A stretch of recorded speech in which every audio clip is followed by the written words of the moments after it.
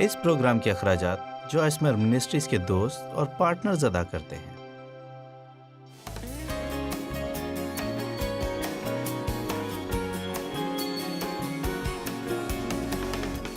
جانتے ہیں جب ہم خدا کی طرف سے رویا حاصل کرتے ہیں تو ہم اپنی زندگی میں کچھ اچھا ہوتے ہوئے دیکھنا چاہتے ہیں۔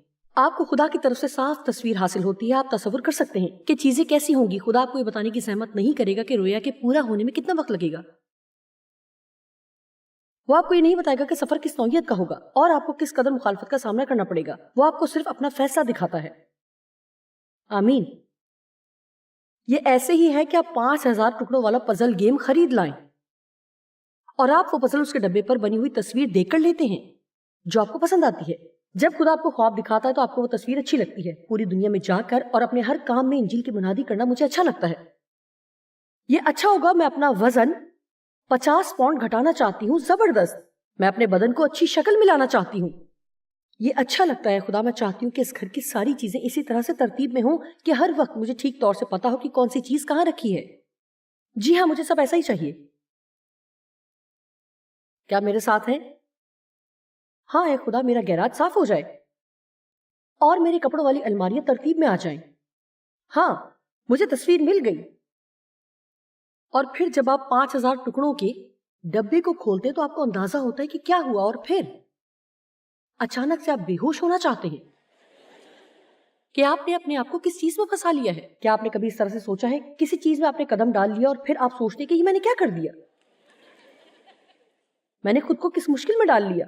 آپ کو پتا ہے کہ جب آپ پزل جوڑتے ہیں تو پہلے کناروں کے ٹکڑوں سے شروع کیا جاتا ہے کیونکہ ان کو جوڑنا آسان ہے۔ اسی طرح عموماً شروع میں خدا بھی ہمیں کرنے کے لیے آسان چیزیں دیتا ہے تاکہ ہم شروع کر سکیں۔ جی ہاں، بات یہ ہے، اس میں جو خاص بات میں آپ کو بتانا چاہتی ہوں وہ یہ ہے کہ زیادہ تر پزلز خصوصاً ان پر قدرتی نظاروں کی تصویر ہوتی ہے اور زیادہ تر ایسی ہی تصاویر ہوتی ہیں۔ مجھے پتا نہیں کہ آپ نے پہلے کبھی سوچا ہے یا نہیں، لیکن 60 سے 70% پزل پر سبز گھاس اور نیلے آسمان کی تصویر ہوتی ہے۔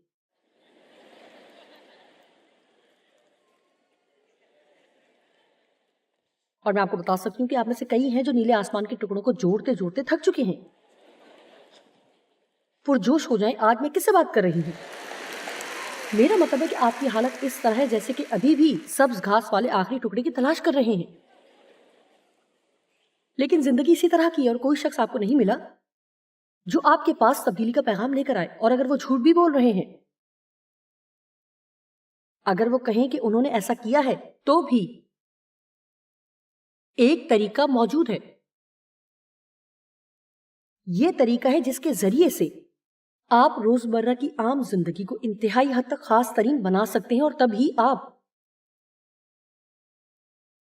یہ سیکھ جائیں گے کہ آپ نے خدا کے ساتھ زندگی کس طرح گزارنی ہے۔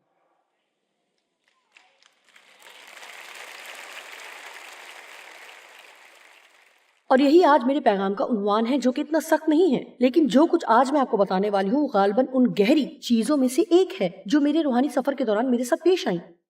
مجھے ابھی احساس ہوا ہے کہ میں نے مائک کی کہانی ابھی ختم نہیں کی، تو میں پھر سے واپس آ کر اسے ختم کروں گی۔ صبح مجھے احساس ہوا جو کہانی میں نے گزشتہ رات شروع کی تھی وہ ختم نہیں کی۔ مائک انتہائی سنجیدہ مسیحی بن گیا۔ ایک رات وہ گہری نیند سو رہا تھا کہ اس کی بیوی پینی نے اسے جگایا اور پوچھا، مائک؟ اس نے کہا، ہاں ہاں ہاں۔ مائک، کیا تم مجھے کبھی دوبارہ ہنساؤ گے؟ اس نے پوچھا کہ میں ایسا کیوں کروں گا؟ تم یہ کیا کہہ رہی ہو؟ وہ اس بات کو نہیں سمجھا۔ تقریباً ایک ہفتے بعد اس کی ماں نے اسے بلایا اور پوچھا، مائک، کیا ہم کبھی دوبارہ کھیل کے بارے میں بات کریں گے؟ دیکھیں، جب وہ ایک سنجیدہ مسیحی بن گیا تو سوائے اپنی زندگی میں روحانی کاموں کے علاوہ وہ سب دنیاوی چیزیں بھول گیا ہے۔ اور مجھے یاد ہے جب میں بھی ایسی صورتحال سے دوچار تھی اور کوئی بھی کام کرتے ہوئے احساس جرم کا شکار ہو جاتی، حتیٰ کہ جب میں عام چیزوں میں حصہ تو لیتی لیکن میں اس سے لطف اندوز نہیں ہوتی تھی۔ میں جلدی سے کوئی بھی روحانی کام کرنے کی کوشش کر کے اس سوچ پر حاوی ہونے کی کوشش کرتی۔ آپ کو پتہ ہے کیوں؟ کیونکہ مجھے لگتا تھا کہ ایسے کام کر کے میں خدا کو اور زیادہ پسند آؤں گی۔ دیکھیں، اب آج آپ اس بات کو سمجھیں مجھے لگتا تھا کہ بنسبت کوئی اور کام کرنے کے، مثلاً ٹی وی دیکھنے یا گھر کی صفائی کرنے کے، اگر میں دعا یا کلام کا مطالعہ کروں یا چرچ جاؤں تو اس طرح سے میں خدا کو اور زیادہ خوش کر سکتی ہوں۔ کیا آپ کو پتا ہے کہ چرچ میں ایک موم بتی جلانا اپنے 2 سال کے بچے کی سالگرہ کی کیک پر موم بتی جلانے سے زیادہ مقدس کام ہرگز نہیں ہے۔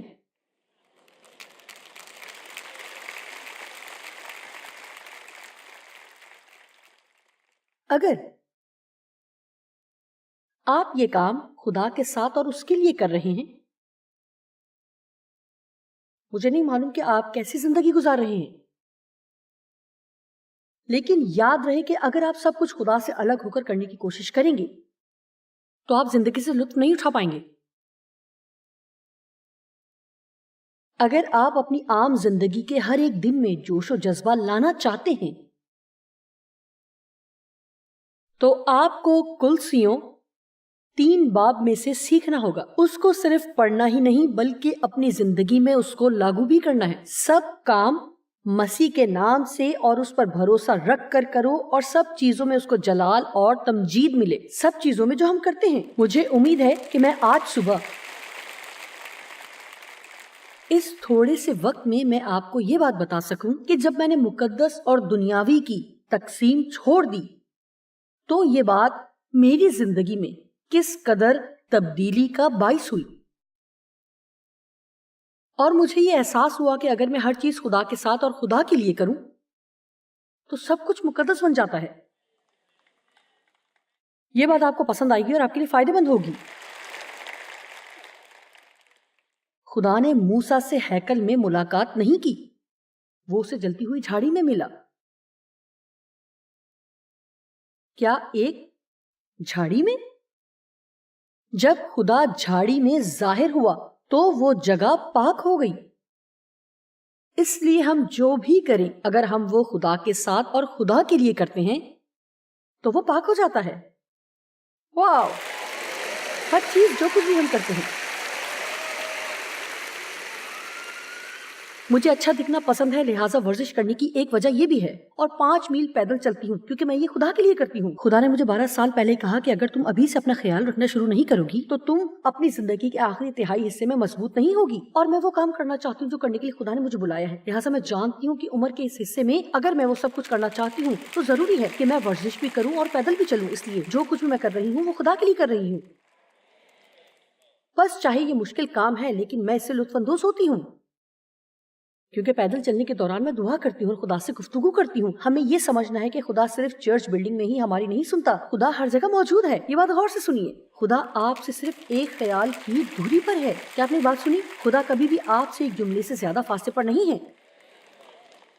وہ ہمیشہ ہی موجود ہے، لیکن آپ کو اس بات کا علم ہونا چاہیے کہ آپ اس کے بارے میں سوچنے سے اس کی موجودگی محسوس کر سکتے ہیں۔ یہاں تک کہ ہم کبھی ضرورت سے زیادہ بھی روحانی دعا کرتے ہیں۔ دعا خدا سے گفتگو کرنا ہے۔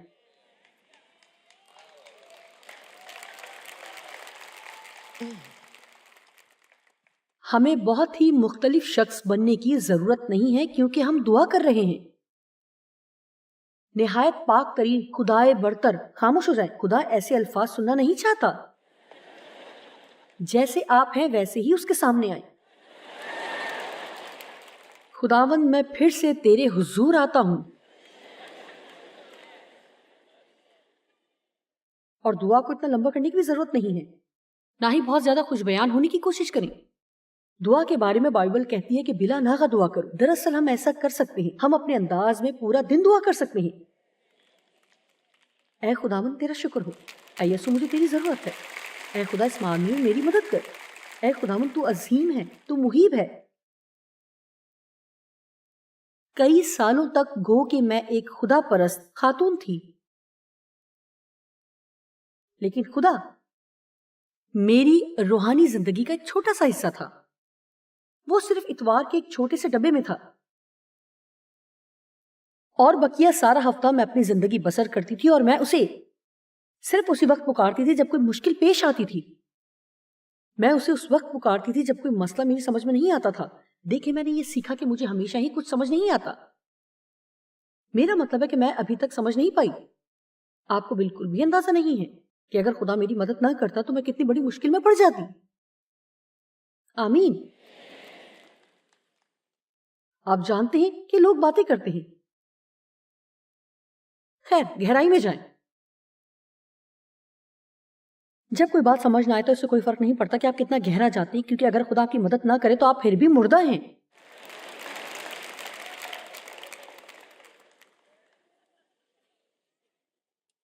اور میں نے خدا کو اس اتوار کی صبح والے ڈبے میں رکھا ہوا تھا، اور میں اس سے بہتر کچھ نہیں جانتی تھی، اور کوئی سکھا بھی نہیں رہا تھا. اور 70 کی دہائی میں جب حقیقت خدا نے میری زندگی کو چھوا اور میں روح القدس کے نزول کے دوران جو اس وقت وہاں ہو رہا تھا، آپ کو کسی خاص بہاؤ کا انتظار کرنے کی ضرورت نہیں. آپ کسی بھی وقت خدا کی معمولی حاصل کر سکتے ہیں. کوئی بھی شخص جتنا چاہے خدا کے قریب جا سکتا ہے. یہ صرف اس بات پر منحصر ہے آپ اس کے لیے کتنا وقت دینے کے لیے تیار ہیں. جی ہاں، میں نے کہا کوئی بھی شخص جتنا مرضی چاہے اتنا زیادہ خدا کے قریب ہو سکتا ہے. یہ صرف اس بات پر منحصر ہے کہ آپ اس میں کتنا وقت لگانے کے لیے تیار ہیں. آج کوئی بھی بدلنے کا فیصلہ کرتے ہوئے کہہ سکتا ہے کہ اب سے اے خداوند میری زندگی میں اول درجہ تیرا ہوگا. تو نہ تو دوسرے نمبر پر ہوگا، نہ ہی تیسرے نمبر پر. تیرا نمبر نہ تو میری نوکری کے بعد آئے گا اور نہ ہی فلاں چیز کے بعد. تو ہی پہلے نمبر پر ہوگا. مجھے اس کی پرواہ نہیں کہ اگر مجھے کچھ بھی اور چھوڑنا پڑے تو بھی تو پہلے ہی نمبر پر ہوگا. میری زندگی میں خدا میری خدمت سے بھی پہلے ہے. وہ تمام چیزوں سے پہلے ہے. جتنا زیادہ میں نے اس چیز کو سیکھا اتنا ہی زیادہ میں خوش ہوئی. خدا کے ساتھ تعلق کسی بھی طرح سے بوجھ نہیں بننا چاہیے.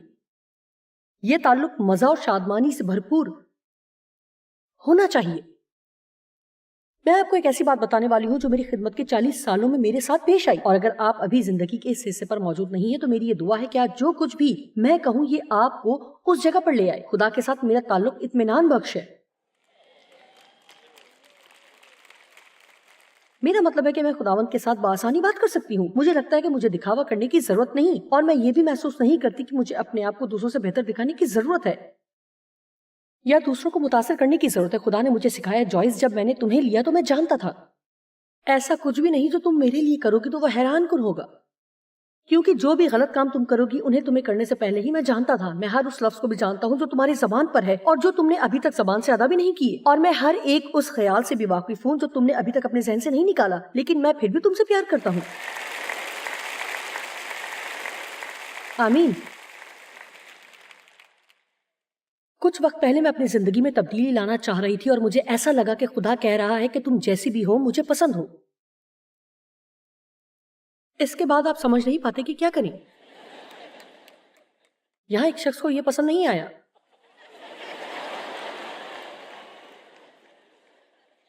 آپ جیسے بھی ہیں وہ آپ کو پسند کرتا ہے.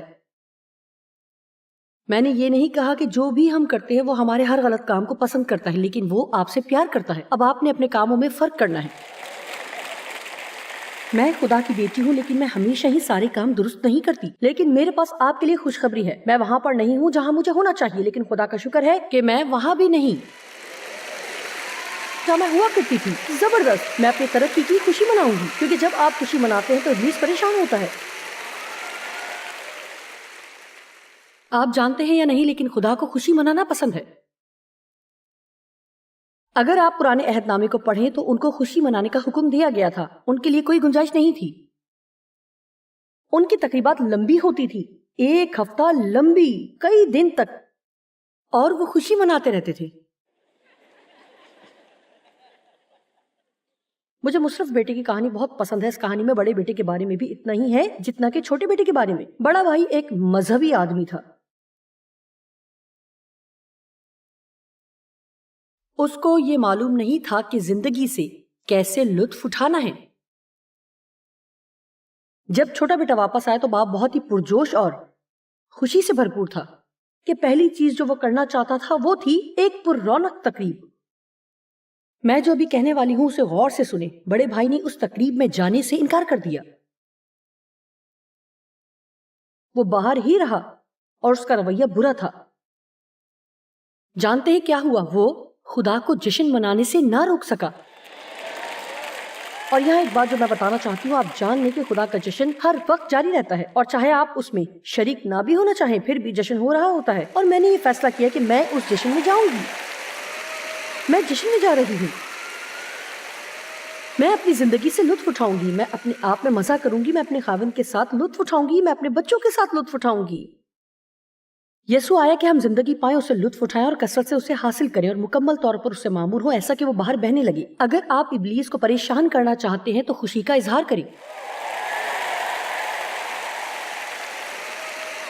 خوش ہوں۔ آپ کہیں گے ان مسائل کے باوجود میں کیسے خوش رہ سکتی ہوں؟ جی، بہتر یہی ہے کہ آپ ان مسائل کے ساتھ خوش رہنا سیکھ لیں، کیونکہ ممکن ہے کہ چند ایک مسائل ساری زندگی آپ کے ساتھ رہیں۔ سنجیدگی سے کہہ رہی ہوں۔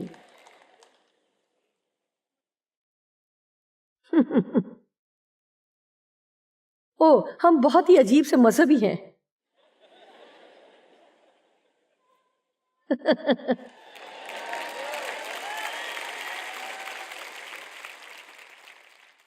ہم ایسے گانے نہیں سنتے جو مسیحی گیت نہ ہوں۔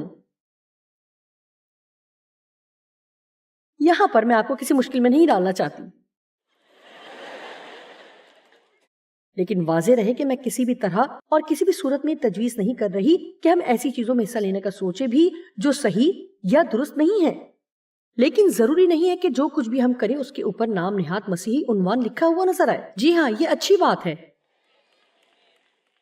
کہ کم از کم یہاں ایک شخص موجود ہے جو تالی بجا رہا ہے، یہاں جشن منایا جا رہا ہے۔ خدا چاہتا ہے کہ ہم اپنی زندگی سے لطف اٹھائیں۔ آپ کو مقدس اور دنیاوی تقسیم کے بارے میں سوچنا بند کرنا ہے اور یہ احساس کرنا ہے کہ جو کچھ ہم زندگی میں کرتے ہیں خدا کے ساتھ اور خدا کے لیے کریں، اور اگر آپ خدا کے لیے نہیں کر سکتے تو یہ نشان ہے کہ آپ کچھ نہیں کرتے۔ آمین۔ غور سے سنیے، مجھے اس بات سے ہرگز کوئی مسئلہ نہیں اگر مجھے کوئی بتائے کہ مجھے کب ٹی وی بند کرنا ہے۔ اس کا یہ مطلب نہیں کہ میں کبھی بھی لمبے وقت کے لیے نہیں بیٹھی کیونکہ میں اس ڈرامے کا آخر بھی دیکھنا چاہتی ہوں۔ آپ جانتے ہیں کہ ہم بھی آپ ہی کی طرح ہیں۔ میں یہ کہہ رہی ہوں کہ ہم جانتے ہیں کہ صحیح کیا ہے اور غلط کیا۔ ہمیں آزادی سے خوفزدہ ہونے کی ضرورت نہیں ہے۔ خدا کی پیروی کرنے کے لیے ہمیں ان تمام رسمی اصولوں اور ضوابط پر عمل کرنا ضروری نہیں۔ ہم روح القدس کی رہنمائی میں چلتے ہیں۔ میں جانتی ہوں کہ کب مجھے اپنا منہ بند کرنا ہے کیونکہ میں عیب جوئی کر رہی ہوں جو کہ خدا کو پسند نہیں ہے۔ مجھے پتا ہوتا ہے جب میں کسی کے بارے میں کچھ ایسا کہتی ہوں جو مجھے نہیں کہنا چاہیے۔ جب ہم کوئی غلط کام کر رہے ہوتے ہیں تو ہمیں پتا ہوتا ہے۔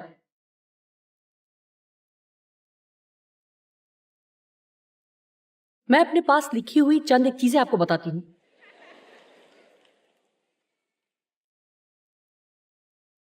کوئی بھی عام کام جب ہم خدا کے ساتھ اور خدا کے لیے کرتے ہیں تو پاک ہو جاتے ہیں۔ جب چیزیں پاک ہو جاتی ہیں تو اس کا کیا مطلب ہے؟ ابھی وہ میرے پاس نہیں، لیکن میرے پاس ایک کانچ کا خوبصورت گلاس ہے جو سفر میں اپنے ساتھ عبادتوں پر لے کر جاتی ہوں۔ مثال کے طور پر وہ گلاس مخصوص یا پاک ہو چکا ہے کیونکہ وہ میرا گلاس ہے، وہ میرے پانی پینے کے لیے ہے اور اس کام کے لیے استعمال کیا جاتا ہے۔ اسی طرح سے اب روح القدس کے ذریعے ہم بھی مخصوص یا پاک کیے گئے ہیں۔ ہم بھی خدا کے لیے استعمال، الگ اور پاک کیے گئے ہیں۔ اور خدا عام اور روز مرہ کی چیزوں کو استعمال کرتا ہے، جیسے کہ وہ جھاڑی میں موسیٰ سے ملا، لیکن وہ زمین جہاں وہ جھاڑی تھی پاک بن گئی کیونکہ خدا وہاں ظاہر ہوا۔ جب آپ گھر جائیں تو کچھ دیر کے لیے ضرور اس بارے میں سوچیں۔ جب عام چیزوں کو خدا کے ساتھ اور خدا کے لیے استعمال کیا جائے تو وہ پاک اور مخصوص ہو جاتی ہیں۔ مثلاً سبزی خریدنا، گھر کا سامان خریدنا،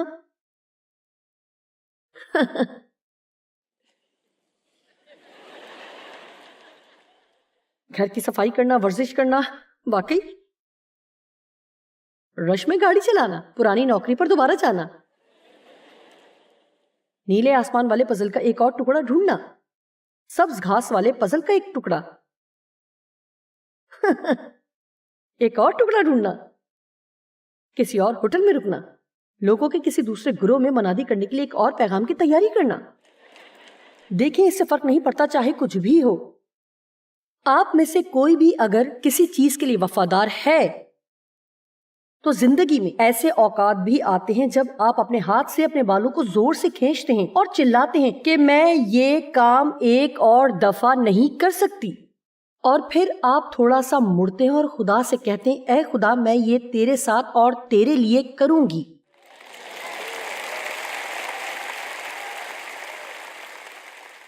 آئیے 1 منٹ کے لیے اپنے مقصد کے بارے میں بات کریں۔ ہمارے مقاصد ایک بڑا فرق پیدا کر سکتے ہیں، بہت بڑا فرق۔ جب میں اپنی تیاری پر غور کرتی ہوں، یعنی جب میں صبح کو تیار ہوتی ہوں اور اپنی تیاری کو دیکھتی ہوں، میں صرف اچھا دکھائی دینے کے لیے ہی اچھا نہیں لگنا چاہتی، میں خدا کی نمائندگی کرتی ہوں۔ تو میں چاہتی ہوں کہ اچھی دکھائی دوں، میں چاہتی ہوں کہ میرے کپڑے ایسے نہ دکھائی دیں جیسے کہ وہ ساری رات کپڑوں کی مشین کے ڈرائر میں پڑے رہے اور بعد میں انہیں اسی طرح پہن لیا، کیونکہ میں جہاں بھی جاتی ہوں خدا کی نمائندگی کرتی ہوں۔ میرا مطلب ہے کہ میں کچھ لوگوں کو دیکھتی ہوں اور سوچتی ہوں کیا تمہارے گھر میں ایک شیشہ بھی نہیں ہے؟ آپ کا کیا مسئلہ ہے؟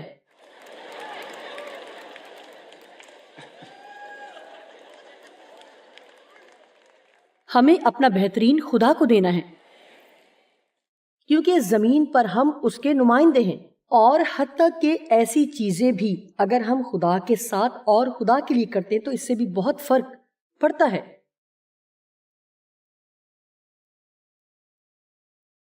مجھے یاد ہے کہ جب میں نے خدا کے ساتھ سبزی خریدنے کے بارے میں سیکھا، سبزی کی دکان میں خدا سے بات کی، میری زندگی کے چند خوبصورت ترین لمحات میں سے ایک واقعہ ہے جب میں جوان تھی اور مجھے نیا نیا روح القدس کا بپتسمہ ملا تھا۔ شاید آپ کے لیے بات احمقانہ ہو، لیکن آپ کو تو سمجھ کسی بات کی نہیں۔ مجھے یاد ہے کہ روح القدس سے معمور ہونے کے بعد میں باؤلنگ کھیلنے کے لیے گئی اور میں اچھا نہیں کھیل پا رہی تھی، تو پھر خدا نے مجھ سے کہا مجھ سے مدد مانگو۔ میں نے سوچا میں اپنے کھیل کے بارے میں دعا نہیں کروں گی۔ میں نے یہ نہیں سوچا تھا کہ خدا کو اس کی بھی فکر ہو سکتی ہے کہ آپ یہاں موجود ہیں۔ میں نے یہ نہیں سوچا کہ خدا ہم چیزوں کے بارے میں بھی پرواہ کر سکتا ہے، اس کو کچھ روحانی ہونا چاہیے۔ اور پھر میں نے خدا سے دعا کی تاکہ وہ میری مدد کرے، اور پھر میں نے اچھا کھیلنا شروع کر دیا۔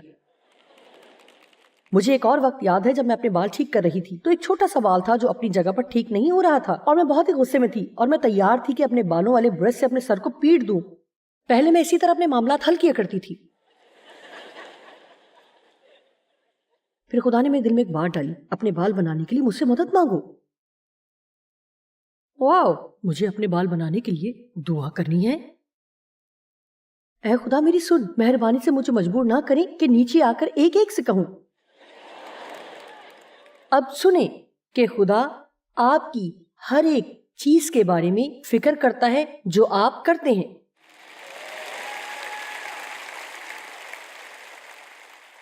اس بات کو سمجھیں کہ وہ آپ کے معاملے میں شامل ہونا چاہتا ہے۔ وہ آپ کے ساتھ سبزی کی دکان پر جانا چاہتا ہے، وہ آپ کے ساتھ گھر کی صفائی کرنا چاہتا ہے، وہ آپ کی گاڑی کا تیل تبدیل کرنے میں آپ کی مدد کرنا چاہتا ہے، جب آپ گھر کی گھاس کاٹ رہے ہوں وہ آپ کے ساتھ چلنا چاہتا ہے، وہ رش میں آپ کے ساتھ آپ کی گاڑی چلانا چاہتا ہے، وہ آپ کے ساتھ نیلے آسمان اور سبز گھاس کا پزل حل کرنے میں مدد کرنا چاہتا ہے۔ کیا آپ یہاں پر ہیں؟ میں بائبل کے اس ترجمے کو بہت پسند کرتی ہوں جہاں یہ لکھا ہے کہ یسوع نے روح القدس کو اس لیے بھیجا تاکہ وہ آپ کے ساتھ گہرا تعلق رکھ سکے۔ یہ ترجمہ کئی بار یہ لفظ استعمال کرتا ہے، ہمارے ساتھ گہرا تعلق۔ یسوع اس لیے نہیں مرا تاکہ ہمیں ایک مذہب مل سکے وہ اس لیے مرا تاکہ ہم خدا کے ساتھ شخصی تعلق رکھ سکیں، مسیح کے ذریعے خدا کے ساتھ ایک شخصی تعلق رکھ سکوں، اور پھر اس نے روح القدس کو بھیجا۔ کیا آپ اپنے اندر سے زیادہ اور قریب ہو سکتے ہیں؟ کیا آپ اپنی سانس سے زیادہ خدا کے قریب ہو سکتے ہیں؟ اور ہمیں اس کے بغیر کچھ بھی کرنے کی ضرورت نہیں ہے۔ آپ جانتے ہیں کہ کئی بار ہمارا دھیان صرف ہفتہ وار چرچ کی عبادت پر ہوتا ہے یا پھر تھوڑا بہت ہر روز کی دعا پر، لیکن حقیقی طور پر اس سے کہیں زیادہ خدا ہم سے چاہتا ہے۔ وہ ہمارے ساتھ زندگی بسر کرنا چاہتا ہے، وہ ہمارے سب کاموں میں جو ہم کرتے ہیں شریک ہونا چاہتا ہے، اور ہمیں اس بات کو سمجھنے کی ضرورت ہے کہ خدا ہماری زندگی کی عام باتوں کی بھی فکر کرتا ہے، ہمارے بال، سبزی کی دکان پر جانا، ہمارے مشاغل اور بہت کچھ۔ ہمیں خدا کے ساتھ آرام دہ ہونا چاہیے۔ ہمارا تعلق اس لیے نہیں بنایا گیا کہ وہ آپ کے لیے بوجھ بن جائے، یہ ایک دوستی ہے۔ بہت سی چیزوں میں سے ایک جو کہ خدا کے ساتھ ہمارے تعلق کو بہتر بنانے میں معاون ہے۔ ہم یہ سیکھیں کہ خدا بھلا ہے اور ہم ہر وقت ہر بات میں اور ہر چیز میں خدا پر بھروسہ رکھ سکتے ہیں۔